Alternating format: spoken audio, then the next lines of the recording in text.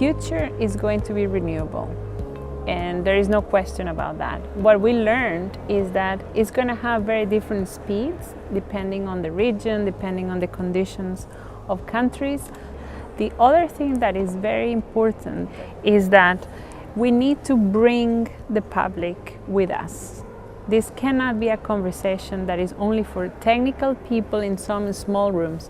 It's about winning the hearts and minds, and people agree that to the extent that we can translate and help people understand why they should be part of this and why it's good for health, for quality of life, then the transition will be faster. How many kilobyte is this?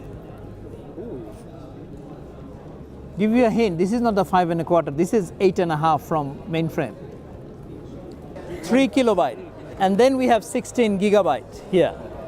So 5 million of those got into this.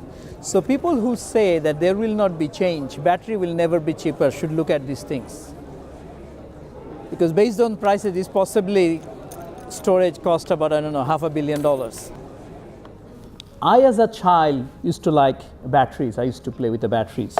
I used to thought that everything could be solved with batteries. My ambition and goal to bring this technology to fight off-grid problems. Now, this need not to be a Tesla Model S. This could be a two-wheel motorcycle. And it could be in a rural Afghanistan or rural Pakistan, because the technology need to be the same. In correct countries, there are so many people living without access to electricity. In Pakistan, Afghanistan, there will be more than 700 million people living without access to electricity. Then one of the solutions we can provide might be going to the off-grid.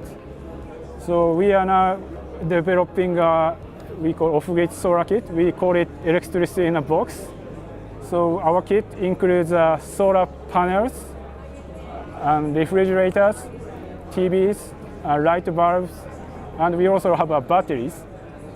And for the warm countries, we also provide fans.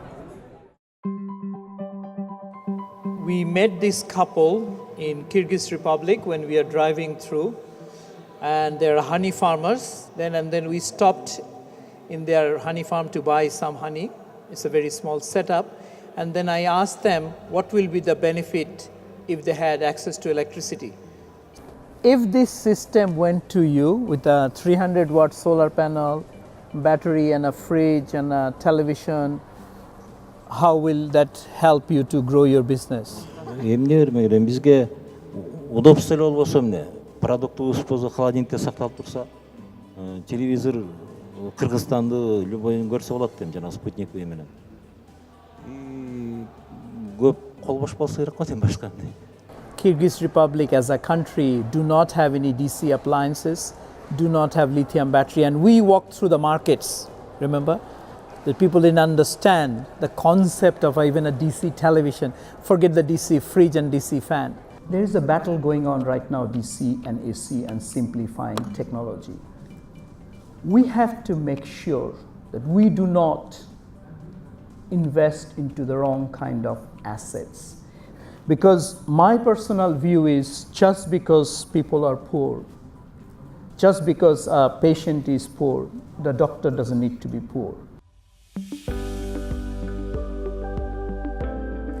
So we asked a question that is an important question for everyone who cares about energy and transportation, which is, can developing countries take a lead in the EV revolution, in the EV transition?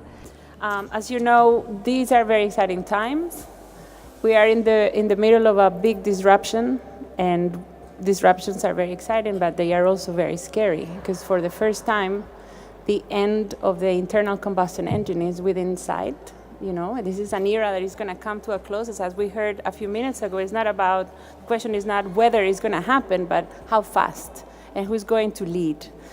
So I think the way forward would be for innovative companies or startups in the developing world to to design solutions for the urban transportation needs of developing countries that will help us push the EV revolution in developing countries around the world.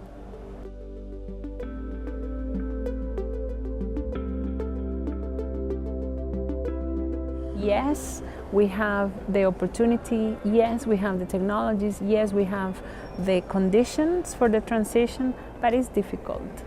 So we should not avoid talking about the difficulties. There will be resistance, there is fear that this transition will affect jobs. So we really have to be very good at managing that.